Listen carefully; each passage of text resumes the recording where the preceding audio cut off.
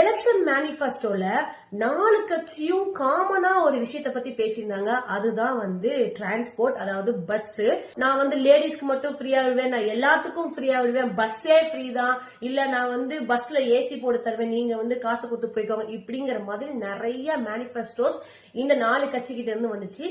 என்னுடைய கேள்வி இந்த 4 கட்சிக்கும் சேர்ந்துதான். அதுல ரொம்ப முக்கியமா ரூலிங்ல இருக்கிறதுனால டிஎம்கேவை அதிகமான கேள்வி நான் கேட்க போறேன். என்ன இன்சிடென்ட் நடந்துச்சுன்னா, திருச்சி டு சேலம் போற கவர்மெண்ட் பஸ்ல முன்னாடி பிடிக்கிறதுக்கான கைப்பிடி இல்ல, மேல நம்ம இந்த திங்ஸ் எல்லாம் போடலாம், அந்த இதெல்லாம் ஓட்டையா இருந்து அது மேல துரு பிடிச்சு அதுல வைக்கவே முடியாத அளவுக்கு இருக்கு.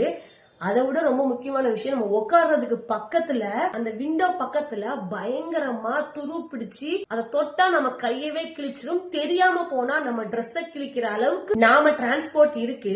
எல்லாரும் மேனிஃபெஸ்டோல பேசுன மாதிரி டிரான்ஸ்போர்டேஷன் ஃப்ரீயா கொடுக்கறதுலாம் ஓகே, அதுக்கு பதிலா இந்த மாதிரி ரொம்ப நாள் ஆகி துரு பிடிச்ச பஸ்ஸஸ் எல்லாம் சரி பண்ணா நீங்க ஓட்டுக்கு காசு கொடுக்காமயே மக்கள் உங்களுக்கு போடுவாங்கன்றது உங்களுக்கு எப்ப புரியும் அப்படிங்கிறது எனக்கு தெரியல. இதே மாதிரி நிறைய கவர்மெண்ட் பஸ்ஸஸ் இந்த மாதிரி இருக்கு. தயவு செய்து ஃப்ரீ அப்படிங்கிற ஒரு விஷயத்த கொடுக்கறதுக்கு முன்னாடி நீங்க ஃப்ரீயா கொடுக்கறது கூட செகண்டரியா வச்சுக்கோங்க.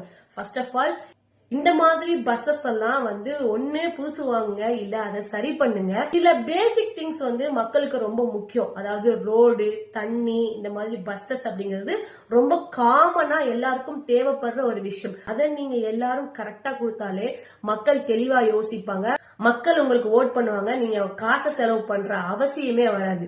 மக்களை, நீங்க இந்த மாதிரி டிராவல் பண்ணும்போது எங்கேயாவது பஸ்ஸஸ்ல பாத்திருக்கீங்களா? இந்த ரூட்ல இந்த மாதிரி பஸ்ஸஸ் இருந்தது அப்படிங்கறத கீழே கமெண்ட் செக்ஷன்ல போடுங்க.